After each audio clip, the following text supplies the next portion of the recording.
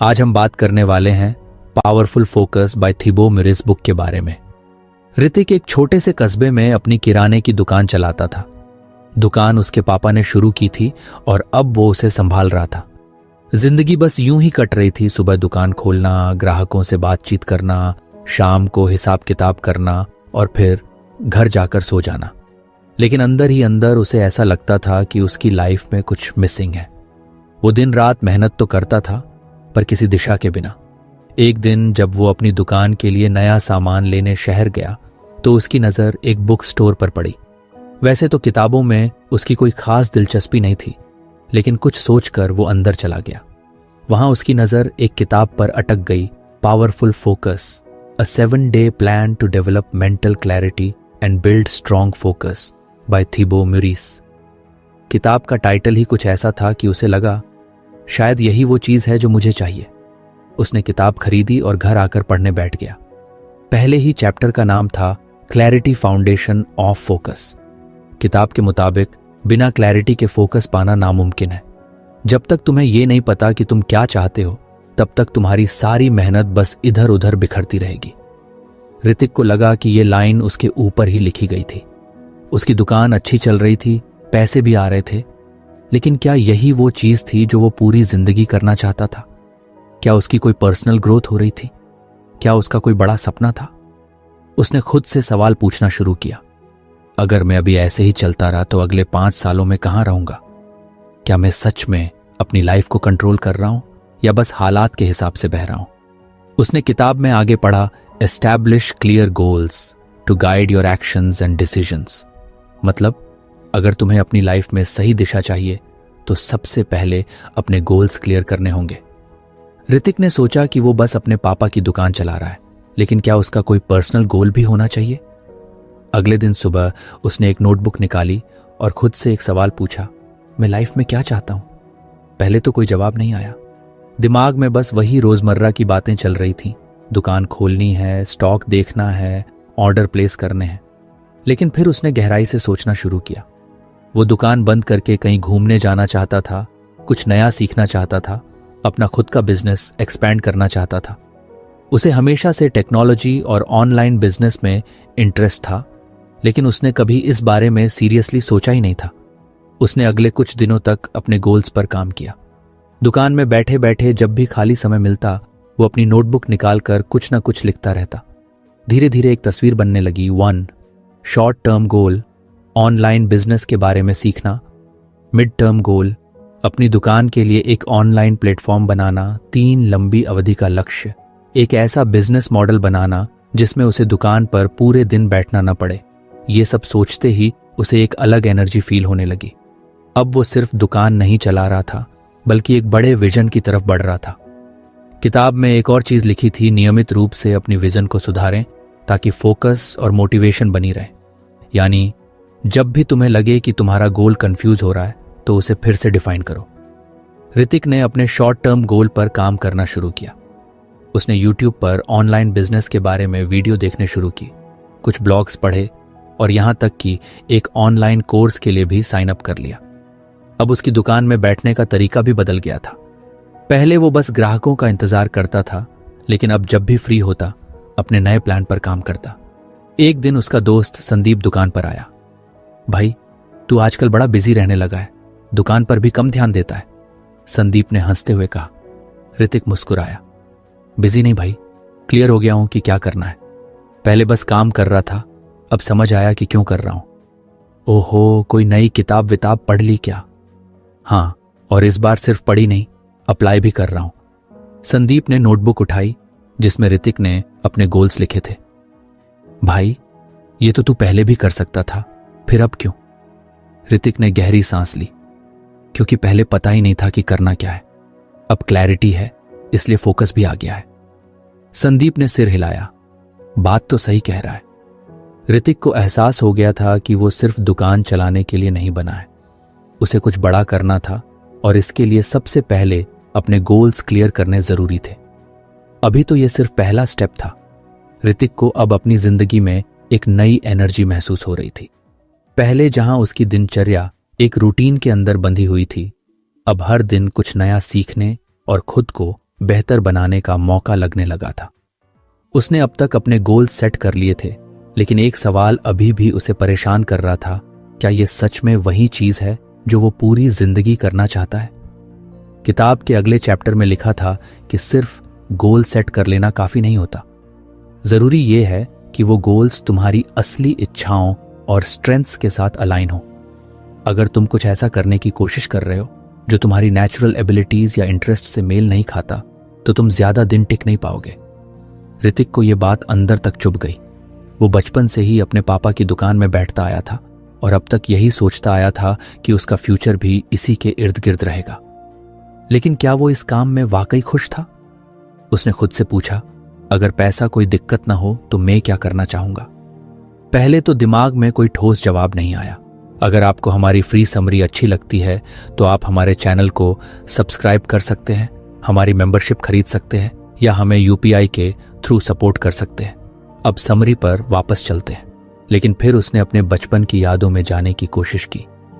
उसे याद आया कि उसे हमेशा टेक्नोलॉजी और गैजेट्स में दिलचस्पी रही है। जब उसके दोस्त क्रिकेट खेलते थे तब वो नई नई टेक्नोलॉजी के बारे में पढ़ता था, मोबाइल और कंप्यूटर के फीचर्स समझता था, ऑनलाइन ट्रेंड्स को फॉलो करता था। उसे यह भी याद आया कि जब पहली बार उसने अपनी दुकान का डिजिटल इन्वेंट्री सिस्टम सेटअप किया था तब उसे कितना मजा आया था। वो सिर्फ काम नहीं कर रहा था, वो सच में एंजॉय कर रहा था। शायद यही उसका पैशन था, बिजनेस और टेक्नोलॉजी का कॉम्बिनेशन। अब अगला सवाल था, उसकी स्ट्रेंथ्स क्या हैं? ऋतिक को लगा कि इस सवाल का जवाब ढूंढना आसान होगा, लेकिन जब उसने सच में सोचना शुरू किया तो मामला उलझ गया। उसे समझ नहीं आ रहा था कि उसकी असली स्ट्रेंथ्स क्या हैं। उसने एक आसान तरीका अपनाया, अपने सबसे करीबी लोगों से पूछना। सबसे पहले उसने अपनी माँ से पूछा, माँ, आपको क्या लगता है मेरी सबसे बड़ी ताकत क्या है? माँ ने बिना सोचे जवाब दिया, तेरा धैर्य, तू कभी जल्दी हार नहीं मानता। ऋतिक को यह सुनकर कुछ अजीब लगा, क्योंकि उसने कभी इस एंगल से खुद को देखा ही नहीं था। उसने अपने दोस्त संदीप से भी पूछा, भाई, मेरी कोई ऐसी क्वालिटी जो तुझे सबसे खास लगती हो? संदीप ने मुस्कुराकर कहा, तेरी एनालिटिकल सोच। तू हर चीज को डिटेल में एनालाइज करता है, इसलिए तेरा कोई भी फैसला जल्दी गलत नहीं होता। ऋतिक ने सिर हिलाया। उसे समझ आ रहा था कि उसकी स्ट्रेंथ्स में पेशेंस और लॉजिकल थिंकिंग शामिल है। अब जब उसे अपनी इच्छाएं और ताकतें समझ में आने लगी थीं, तो अगला कदम था इन्हें अपने गोल्स के साथ जोड़ना। उसने अपनी नोटबुक निकाली और लिखा, मुझे टेक्नोलॉजी पसंद है, मुझे बिजनेस ऑप्टिमाइज करना पसंद है और मेरी स्ट्रेंथ्स एनालिटिकल थिंकिंग और पेशेंस है। तो क्या मैं ऐसा कुछ कर सकता हूं जिसमें ये सब चीजें एक साथ आएं? उसने सोचा कि उसकी दुकान पहले से ही एक छोटा बिजनेस है, लेकिन उसे मॉडर्न बनाना होगा। अगर वो टेक्नोलॉजी का सही इस्तेमाल करे तो वो इसे एक बड़े ब्रांड में बदल सकता है। अब उसे अपनी रणनीति बनानी थी। सबसे पहले उसने ऑनलाइन मार्केटप्लेस के बारे में रिसर्च करना शुरू किया। वो जानना चाहता था कि कैसे लोग अपनी दुकान को ऑनलाइन ले जाते हैं, कैसे डिजिटल मार्केटिंग काम करती है और कैसे एक लोकल बिजनेस को नेशनल लेवल तक पहुंचाया जा सकता है। रोज दुकान में बैठकर जब भी खाली समय मिलता वो ऑनलाइन रिसर्च करता। धीरे धीरे उसे समझ में आने लगा कि सिर्फ दुकान चलाना उसका असली गोल नहीं है। वो एक ऐसा बिजनेस मॉडल बनाना चाहता है जिसमें टेक्नोलॉजी का सही इस्तेमाल हो, ताकि उसका बिजनेस सिर्फ उसकी फिजिकल मौजूदगी पर निर्भर न करे। एक रात जब दुकान बंद करने का समय हुआ तो वो बाहर स्टूल पर बैठकर सोचने लगा, अगर मेरी असली ताकत एनालिटिकल सोच है और मुझे टेक्नोलॉजी पसंद है, तो क्या मैं सिर्फ अपनी दुकान तक सीमित रह सकता हूं? उसे लगा कि नहीं, उसे इससे आगे जाना होगा। अब उसके सामने एक नया गोल था, एक ऐसा डिजिटल प्लेटफॉर्म बनाना जिससे लोकल किराना दुकानदार भी ऑनलाइन बिजनेस कर सकें। यह सिर्फ उसकी दुकान के लिए नहीं, बल्कि पूरे सिस्टम के लिए एक चेंज लाने जैसा था। ऋतिक को महसूस हुआ कि यह वही चीज थी जिसे करने में उसे सच में मजा आता था। अगले दिन उसने अपनी दुकान के एक पुराने कस्टमर राजीव अंकल से बात की, जो पहले एक बड़े बिजनेस कंसल्टेंट रह चुके थे। बेटा, अगर तुझे अपना गोल मिल गया है तो अब रुक मत, जितना जल्दी हो सके इसे एक्सप्लोर करना शुरू कर। ऋतिक ने मन ही मन ठान लिया कि अब वो सिर्फ दुकानदारी तक सीमित नहीं रहेगा। अब उसे अपनी असली ताकत और इच्छाओं को अपने काम के साथ जोड़ना था। ऋतिक को अब धीरे धीरे चीजें साफ दिखने लगी थी। उसने अपने पैशन और स्ट्रेंथ्स को समझ लिया था और अब वह अपने बिजनेस को एक नई दिशा देने के बारे में सोच रहा था। लेकिन एक चीज अभी भी क्लियर नहीं थी, क्या वो जो कर रहा था वो सिर्फ पैसे कमाने के लिए था या उसमें कोई गहरी संतुष्टि भी थी। किताब के अगले चैप्टर में लिखा था कि अगर तुम्हारे गोल्स तुम्हारी वैल्यूज के साथ मेल नहीं खाते तो एक समय बाद तुम अपनी मोटिवेशन खो दोगे। तुम्हें अपने लक्ष्यों को सिर्फ प्रैक्टिकल नहीं बल्कि इमोशनल लेवल पर भी महसूस करना चाहिए। ऋतिक को यह बात झकझोर गई। उसने अपने आप से सवाल किया, मेरी असली वैल्यूज क्या हैं? पैसे कमाना जरूरी है, लेकिन क्या सिर्फ पैसा ही मेरी प्राथमिकता है?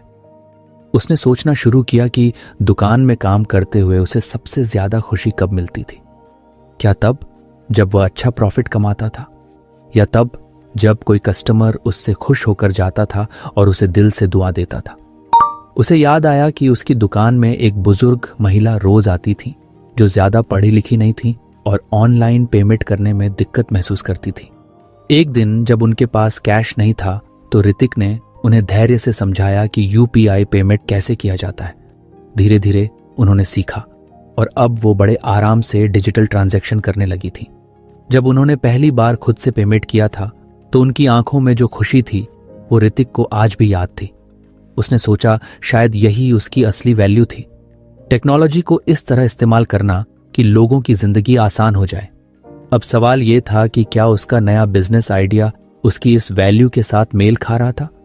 उसने खुद से पूछा, क्या मैं सिर्फ पैसे कमाने के लिए डिजिटल प्लेटफॉर्म बनाना चाहता हूं या सच में चाहता हूं कि छोटे दुकानदारों को भी टेक्नोलॉजी का फायदा मिले। ऋतिक को एहसास हुआ कि अगर वह सिर्फ मुनाफे के पीछे भागेगा तो एक ना एक दिन उसकी एनर्जी खत्म हो जाएगी, लेकिन अगर उसका काम उसकी वैल्यूज से मेल खाएगा तो उसे हर दिन करने में मजा आएगा। उसने एक नई अप्रोच अपनाने का फैसला किया। वह सिर्फ अपनी दुकान के लिए नहीं बल्कि पूरे लोकल मार्केट के लिए एक डिजिटल सॉल्यूशन बनाना चाहता था। उसने ठान लिया कि वह छोटे दुकानदारों को डिजिटल प्लेटफॉर्म से जोड़ने में मदद करेगा ताकि वो भी ऑनलाइन ऑर्डर्स ले सकें, डिजिटल पेमेंट आसानी से कर सकें और अपने बिजनेस को ग्रो कर सकें। अगले दिन उसने अपने दोस्त संदीप से बात की जो एक वेब डेवलपर था। भाई, मैं एक ऐसा प्लेटफॉर्म बनाना चाहता हूं जिससे छोटे दुकानदार भी ऑनलाइन बिजनेस कर सकें, लेकिन यह सिर्फ बिजनेस के लिए नहीं होगा, ये उनके लिए एक गाइडेंस सिस्टम भी होगा ताकि वो टेक्नोलॉजी को सही तरीके से अपनाना सीख सकें। संदीप ने मुस्कुराते हुए कहा, यानी तू सिर्फ एक ऐप नहीं, एक कम्युनिटी बनाना चाहता है? ऋतिक को यह शब्द सुनकर अच्छा लगा। उसने संदीप के साथ मिलकर एक प्लान बनाना शुरू किया। उन्होंने सोचा कि शुरुआत में वो कुछ लोकल दुकानदारों के साथ ट्रायल करेंगे। ऋतिक ने अपने मार्केट में 2-3 दुकानदारों से बात की और उन्हें अपना आइडिया समझाया। कुछ लोगों को शुरुआत में यह कुछ मुश्किल लगा, लेकिन जब ऋतिक ने उन्हें समझाया कि इससे उनका बिजनेस बढ़ेगा तो उन्हें भी इसमें इंटरेस्ट आने लगा। धीरे धीरे उसने अपने इस प्रोजेक्ट पर काम करना शुरू किया। उसने अपने प्लेटफॉर्म के लिए एक बेसिक मॉडल बनाया और कुछ दुकानदारों के साथ इसे टेस्ट किया। जब पहली बार किसी ने ऑनलाइन ऑर्डर रिसीव किया और पेमेंट भी डिजिटल हुआ तो ऋतिक को एक अलग ही खुशी मिली। उसने महसूस किया कि अब वह सिर्फ बिजनेस नहीं कर रहा था, वह एक बदलाव ला रहा था। अब वह पहले से कहीं ज्यादा मोटिवेटेड था क्योंकि उसे पता था कि जो कुछ भी वह कर रहा है वह उसकी असली वैल्यूज के साथ पूरी तरह मेल खा रहा है। ऋतिक अब अपने गोल्स और वैल्यूज को पूरी तरह समझ चुका था। उसे पता था कि उसे किस दिशा में जाना है, लेकिन एक प्रॉब्लम अभी भी बनी हुई थी, डिस्ट्रैक्शंस। जब भी वह अपने काम में फोकस करने बैठता, कभी कोई दुकान का छोटा मोटा काम आ जाता, कभी कोई दोस्त मिलने आ जाता, तो कभी वह खुद ही फोन स्क्रॉल करने लगता। एक दिन उसने गौर किया कि जब भी वह कुछ प्रोडक्टिव करना चाहता है, कोई ना कोई चीज उसका ध्यान भटका ही देती है। किताब के अगले चैप्टर में लिखा था कि अगर तुम्हें सही मायने में फोकस्ड रहना है तो पहले तुम्हें अपनी जिंदगी से उन चीजों को हटाना होगा जो तुम्हारी प्रोडक्टिविटी को नुकसान पहुंचा रही हैं। ऋतिक ने सबसे पहले यह समझने की कोशिश की कि उसका सबसे बड़ा डिस्ट्रैक्शन क्या है। उसने एक दिन अपनी दिनचर्या को नोट किया और शाम को देखा कि उसका ज्यादातर समय कहाँ खर्च हो रहा था। उसे लगा कि वह बहुत बिजी रहता है, लेकिन जब उसने खुद का एनालिसिस किया तो पता चला कि वह कई बार बिना वजह मोबाइल पर सोशल मीडिया स्क्रॉल करता रहता था, दोस्तों के ग्रुप में बेवजह लंबी बातें करता था और कई बार दुकान के छोटे मोटे ऐसे कामों में उलझा रहता था जो उसके बिना भी हो सकते थे। अब उसे समझ में आ गया कि सबसे पहले उसे इन डिस्ट्रैक्शन से छुटकारा पाना होगा। उसने जीरो बेस्ड थिंकिंग की तकनीक अपनाई जो किताब में बताई गई थी। इसमें हर चीज को ऐसे देखा जाता है जैसे वह अभी शुरू कर रहा हो और सोचा जाता है कि क्या वह चीज वाकई जरूरी है या सिर्फ टाइम वेस्ट कर रही है। सबसे पहले उसने सोशल मीडिया पर अपने टाइम को कंट्रोल करने का फैसला किया। उसने अपने फोन में टाइमर सेट कर दिया ताकि हर दिन सिर्फ एक सीमित समय ही सोशल मीडिया पर बिताए। उसने अपने कुछ अनावश्यक व्हाट्सएप ग्रुप्स को म्यूट कर दिया जहां सिर्फ फालतू की बातें होती थीं और कोई भी वैल्यू एड नहीं हो रही थी। इसके बाद उसने अपनी दुकान के कामों को देखा। उसने गौर किया कि कुछ ऐसे काम थे जो वह खुद करता था लेकिन जिन्हें आसानी से किसी और के हवाले किया जा सकता था। उसने अपने छोटे भाई को कुछ जिम्मेदारियां दे दी और अपने स्टाफ को भी बेहतर तरीके से मैनेज करना शुरू किया। अब वह खुद को उन चीजों पर फोकस करने के लिए फ्री कर रहा था जो उसकी असली प्रायोरिटी थी। लेकिन सबसे बड़ा डिस्ट्रैक्शन उसके अपने ही दिमाग में था। कई बार जब वह काम पर बैठता तो अचानक उसके मन में दूसरे ख्याल आने लगते, पुरानी बातें, आने वाले किसी अनजाने डर की चिंता या फिर बस इधर उधर की सोच। उसने इसे भी हैंडल करने का फैसला किया। उसने किताब से सीखा कि जब भी ऐसा हो तो अपने दिमाग को एक खास ट्रिगर से वापस लाना चाहिए। उसने अपने लिए एक तरीका अपनाया। हर बार जब उसका ध्यान भटकने लगे तो वह गहरी सांस लेता और अपने टेबल पर रखे एक छोटे से नोट को पढ़ता जिस पर लिखा था, क्या यह अभी मेरे गोल्स के लिए जरूरी है? धीरे धीरे उसने अपनी लाइफ से फालतू चीजें निकालनी शुरू कर दी। उसने अपनी रातों की नींद भी बेहतर बनाई ताकि सुबह उठकर वह तरोताजा महसूस करे। अब उसका फोकस पहले से कहीं ज्यादा मजबूत था। इस बदलाव के बाद जब वह अपने डिजिटल प्लेटफॉर्म पर काम करने बैठता तो वह बिना किसी रुकावट के घंटों तक काम कर पाता।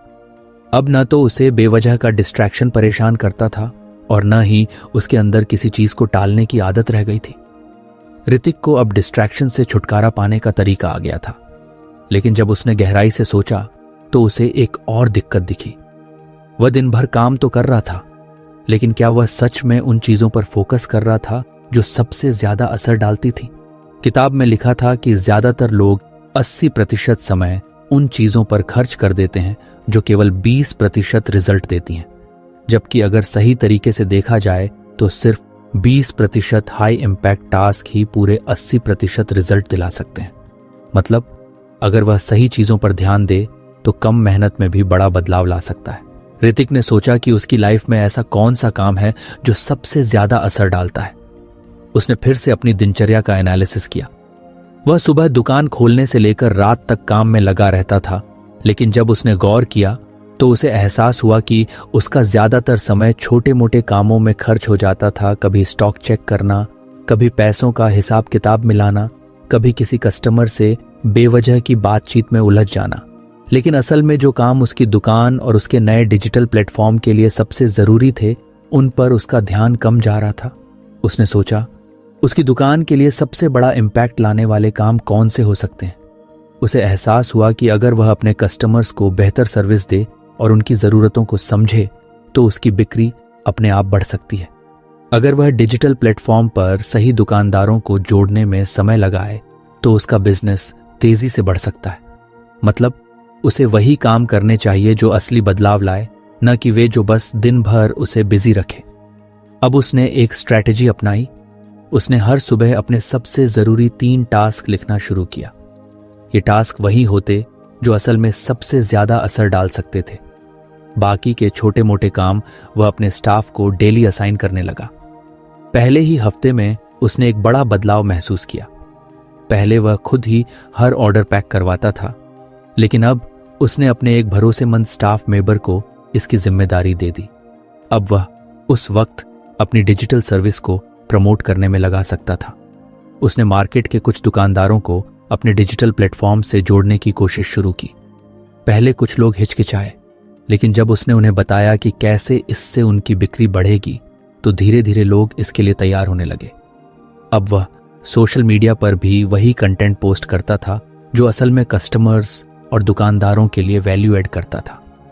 पहले वह सिर्फ प्रोडक्ट्स के बारे में पोस्ट करता था, लेकिन अब वह यह भी दिखाने लगा कि टेक्नोलॉजी का सही इस्तेमाल कैसे किया जाए। उसने छोटे दुकानदारों के लिए फ्री वर्कशॉप करनी शुरू की, जहां वह उन्हें online payment, digital inventory management और बेसिक बिजनेस ग्रोथ टिप्स देता था। धीरे धीरे चीजें बदलने लगीं। पहले जहां वह पूरे दिन छोटे छोटे कामों में उलझा रहता था, अब वह वही करता था जो सबसे ज्यादा असर डालता था। कम समय में ज्यादा प्रोग्रेस होने लगी, उसकी दुकान की सेल्स बढ़ने लगी और सबसे बड़ी बात, उसके डिजिटल प्लेटफॉर्म को भी लोग अपनाने लगे। अब उसे एहसास हो रहा था कि असली ग्रोथ मेहनत करने में नहीं, बल्कि सही जगह मेहनत करने में है। वह पहले की तरह बिजी नहीं था, लेकिन पहले से कहीं ज्यादा प्रोडक्टिव और इम्पैक्टफुल हो चुका था।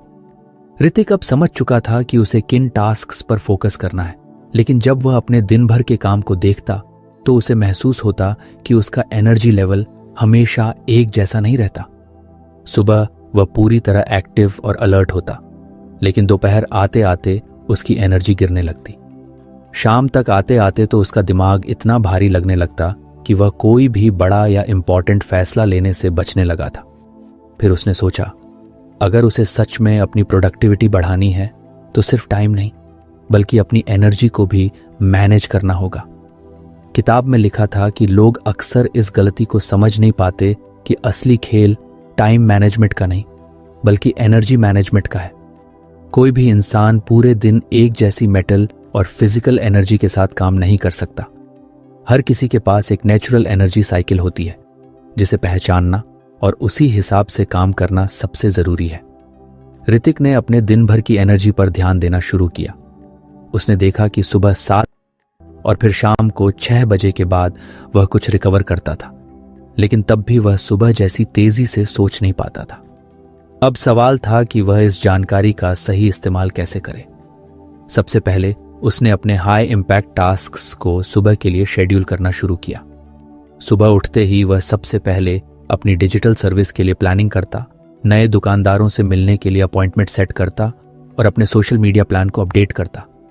वह जानता था कि यह सबसे क्रिएटिव और दिमागी फोकस वाला काम है, इसलिए इसे सुबह के वक्त करना सबसे सही था।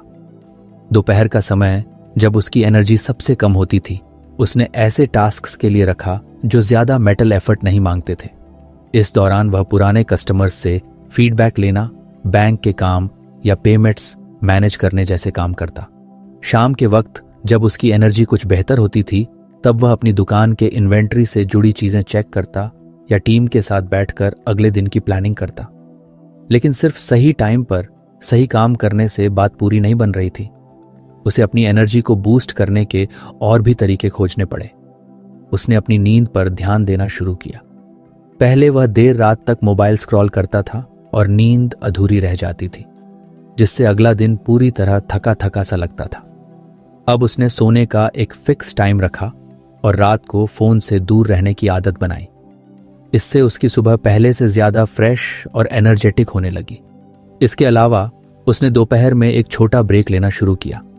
पहले वह सोचता था कि बिना रुके लगातार काम करना ही सफलता की चाबी है, लेकिन अब उसे समझ में आया कि छोटे छोटे ब्रेक्स लेना लंबे समय तक एनर्जी बनाए रखने के लिए कितना जरूरी है। धीरे धीरे उसका पूरा रूटीन सेट होने लगा। अब वह सिर्फ काम नहीं कर रहा था, बल्कि अपनी एनर्जी को सही तरीके से खर्च कर रहा था, ताकि दिन भर में वह बेस्ट परफॉर्मेंस दे सके। अब उसकी लाइफ पहले से ज्यादा स्मूथ लगने लगी थी और वह खुद को पहले से ज्यादा कंट्रोल में महसूस करने लगा था। ऋतिक को अब अपनी एनर्जी मैनेज करने का सही तरीका समझ आ गया था, लेकिन उसने नोटिस किया कि जब भी वह किसी इंपॉर्टेंट टास्क पर काम करने बैठता तो कुछ ही देर में उसका ध्यान भटक जाता। कभी दुकान का कोई स्टाफ कोई पूछने आ जाता, कभी कोई कस्टमर बिना वजह लंबी बातचीत में लगा लेता, तो कभी उसका खुद का दिमाग इधर उधर की चीजों में उलझने लगता। उसे महसूस हुआ कि सिर्फ सही काम को सही वक्त पर शेड्यूल कर लेना ही काफी नहीं है। उसे अपने फोकस को मजबूत करने के लिए एक प्रॉपर रूटीन सेट करना होगा। किताब में लिखा था कि अगर आप सच में गहरे फोकस में जाना चाहते हैं तो आपको एक फोकस रिचुअल डेवलप करना होगा, यानी एक ऐसा प्रोसेस जो हर बार आपके दिमाग को यह सिग्नल दे कि अब आपको पूरी तरह से ध्यान केंद्रित करना है। ऋतिक को यह आइडिया पसंद आया। उसने सोचा कि वह भी अपने लिए एक फोकस रिचुअल बनाएगा, ताकि जब भी वह किसी इंपॉर्टेंट टास्क पर काम करे तो उसका पूरा ध्यान उसी पर रहे और बेकार की चीजें बीच में ना आए। सबसे पहले उसने अपने लिए एक डेडिकेटेड वर्कस्पेस बनाया। पहले वह जहां तहां, कभी दुकान के काउंटर पर, कभी गोदाम में बैठकर डिजिटल प्लेटफॉर्म के लिए काम करता था, लेकिन अब उसने अपनी दुकान के ऊपर बने छोटे से ऑफिस को ठीक किया और वहां एक प्रॉपर वर्किंग सेटअप बना लिया। उसने वहां एक अच्छी कुर्सी और टेबल रखी, रोशनी सही करवाई और फालतू चीजों को हटाकर सिर्फ उन्हीं चीजों को रखा जो उसके काम में मदद कर सकती थीं। लैपटॉप, एक डायरी, एक व्हाइट बोर्ड और कुछ मोटिवेशनल नोट्स। इसके बाद उसने अपने फोकस सेशन के लिए एक तयशुदा समय तय किया। उसने देखा कि सुबह 8 से 10 बजे के बीच उसकी एनर्जी सबसे हाई होती थी और दुकान पर ज्यादा भीड़ भी नहीं रहती थी। तो उसने फैसला किया कि हर दिन इसी समय वह अपने डिजिटल प्लेटफॉर्म के लिए सबसे जरूरी काम करेगा, नए दुकानदारों से बातचीत, सोशल मीडिया कंटेंट प्लान करना और मार्केटिंग स्ट्रैटेजी बनाना। अब बारी आई फोकस में जाने से पहले के रिचुअल की।